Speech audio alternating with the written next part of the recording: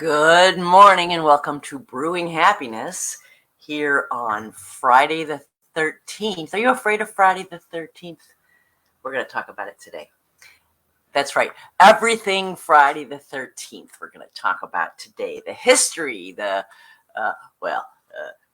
some interesting information. Do you love it? Do you hate it? Are you afraid of Friday the 13th? I got a brother who was born on the Friday the 13th. He loves it. It's his favorite day. A lot of different feelings about it. So welcome to Brewing Happiness. Grab you a cup of coffee, a cup of tea, a cup of warm milk, whatever you enjoy, and let's have a quick chat about Friday the 13th. Are you here on the replay? Leave me a note. I'd love to know what you think about the show or how you feel about it. And any thoughts, just let me know you're here, basically. Well, anyway, a lot of superstitions in lives. We got black cats. You don't want a black cat to walk. I got hair in my mouth. We don't want a black cat to walk across our path. We avoid walking under ladders. There it is. I found it. I told you I had a hair in my mouth. You never want to break a mirror, 7 years of bad luck. But none of these seems like it's as pervasive across culture as Friday the 13th. And most of us don't even really know why, right? The truth is we get at least one Friday the 13th in a year. Every year we have one. And you can have as many, up to 3, depending on what day the year starts and leap year and all those stuff. But there's some controversy about where it started. Some believe the superstition is related to the tragedy of the Knights Templar, and they were arrested on Friday the 13th, October 1307, by Philip IV of France and his counselors who wanted the wealth of the Templars. And so some people think it's that. Others, maybe the Last Supper, 13 attendees in the upper room on Maundy Thursday, as they say. 13 attendees, or according to folklore historian Donald Dossie, unlucky number 13 originated with the Norse myth that 12 gods were having a dinner party right at Valhalla, and then the trickster god Loki, not invited, crashed the party and became the 13th guest. And as he did so, he tricked the blind god Hoder, his brother, into shooting his other brother Balder, also son of Odin, who was the god of light and joy and goodwill, goodness. And he shot him with a mistletoe-dipped arrow and died instantly. Dossie says Balder died and the whole earth got dark. The whole earth mourned. It was a bad, unlucky day. And this major event in Norse mythology caused the number 13 to be considered unlucky. Now, one early documented reference to it occurs in English literature. Henry Sutherland Edwards, in his 1989 biography of Gioacchino Rossini, who died on Friday the 13th. So some feel like that's where it came from. So, let's just make sure everything is cool here. It is, all is well. Keep moving forward. So, in the past, it turns out,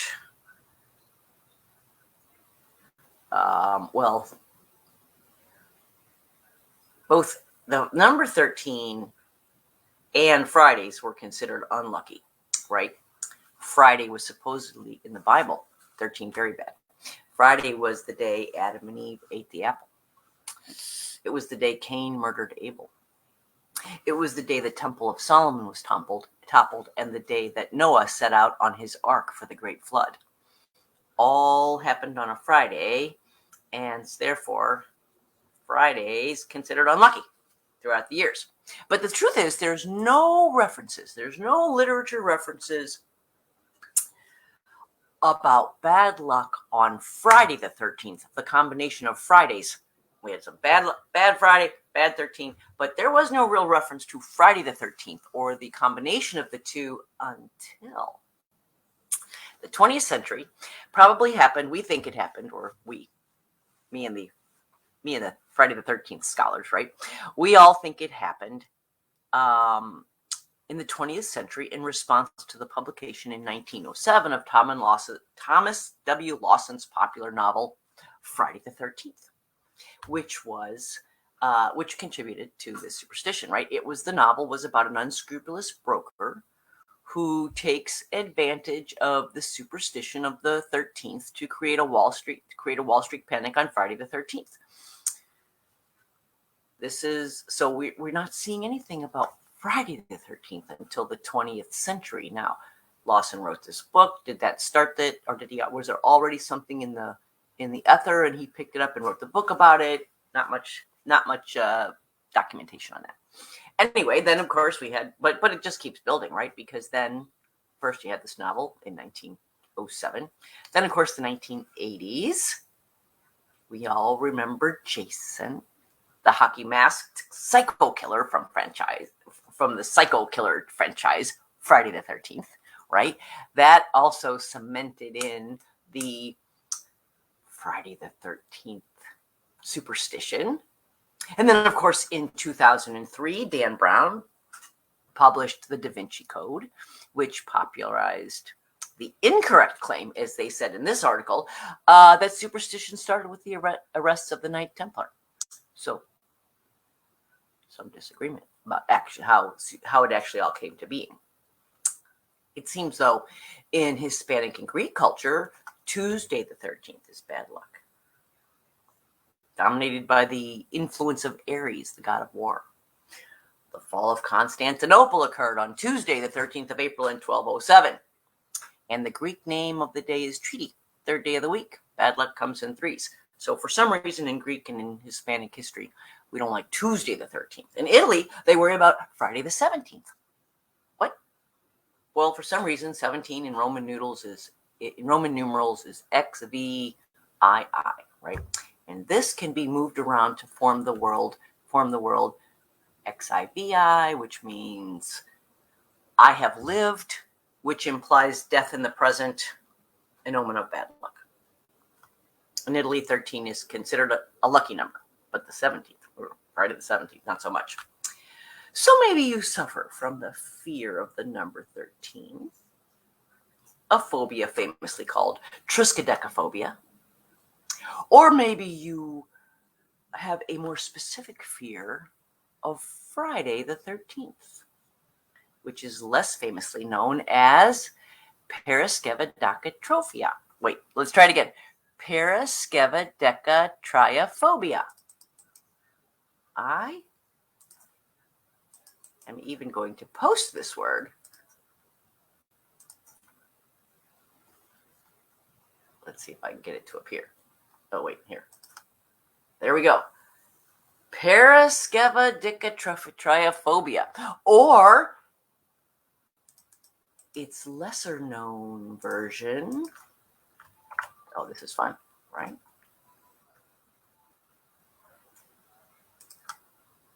Friggatriskaidekaphobia. It's considered to be a day of bad luck in Western culture, Friday the 13th. Okay, so actually having Friggatriskaidekaphobia is pretty rare. Let's be fair. But the truth is about 10% of Americans have some bit of an uneasy feeling around Friday the 13th. So, how uncommon is it? See, the thing is, if you go back in history, Friday the 13th was not, or Fridays or the 13th, while some considered it unlucky, also had some. So there was also a side of it where these were both good things, Friday and the 13th.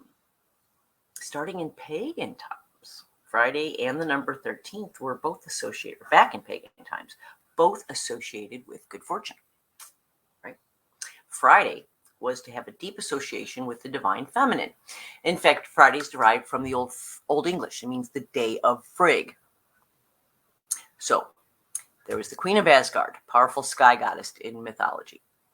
And also Frigg. She and Queen, I got to learn more about Norse mythology because apparently a lot of our history comes from there. But Queen of Asgard and Frigg, or Frigga, Both, they were different names of the same goddess, were associated with love, marriage, and motherhood.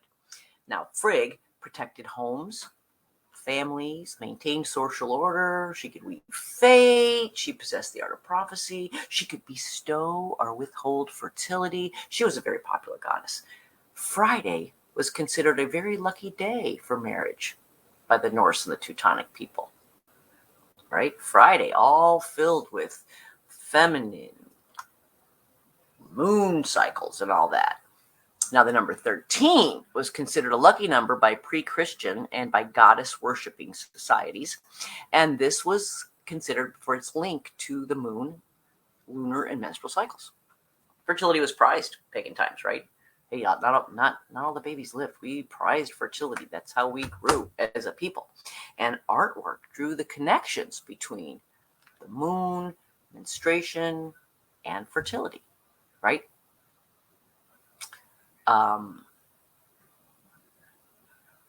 13 is a good omen for the U.S.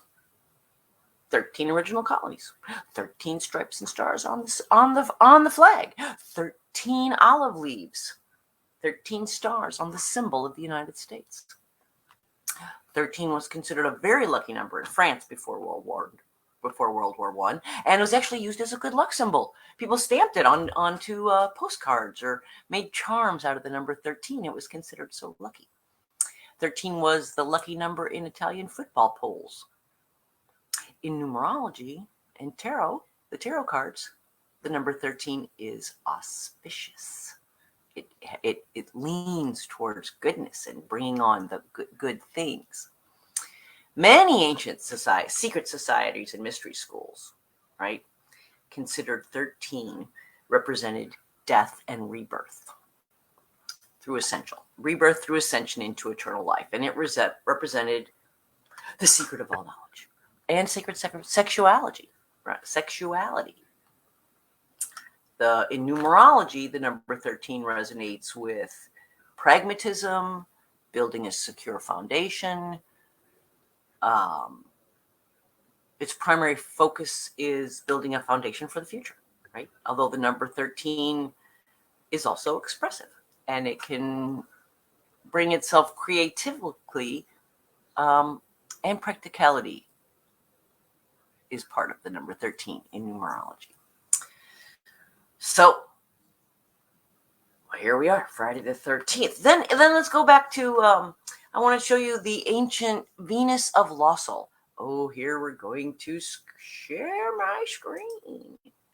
There we go. We're going to share the screen. And it's going to be this page. Here we go. Oh, that's not a very good picture, is it? Be nicer if I could just show you the picture itself. But look here. Here we have Venus of Lessus.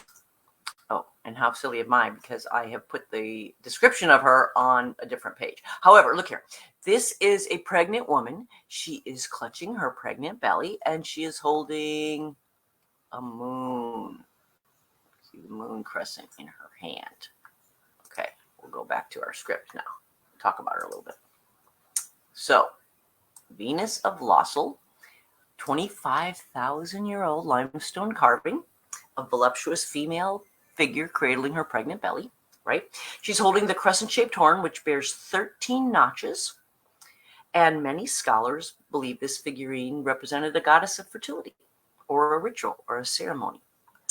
And while the 13 lines are typically read as a reference, and the 13 lines are read as a reference to the lunar and the menstrual cycle, symbolizing feminine power, right? But here's what happened, just so a little history. Well, then Christianity started gaining momentum, right? Uh-oh, what happened here? Hold on, lost my script. My notes, I should say. Well, goodness gracious. Let's try it again. All right. And so, bollocks, as they say. Okay, let's try it again. So Christianity gained momentum, right? And Christianity did not like the idea of multiple gods, right? Just one God in Christianity. And they certainly didn't like the idea of female gods. You women, get back to your place, right?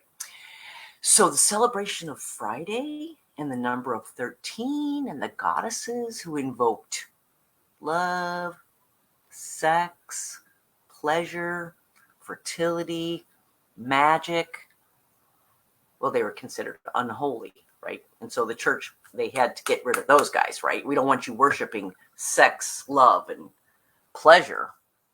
Oh my goodness. Well, the church didn't want that anyway, right? But they couldn't stop the practice. It was deeply ingrained. The pagans were a people of deep beliefs and their goddesses and their fertility cycles and moon worship, all big part of it, right?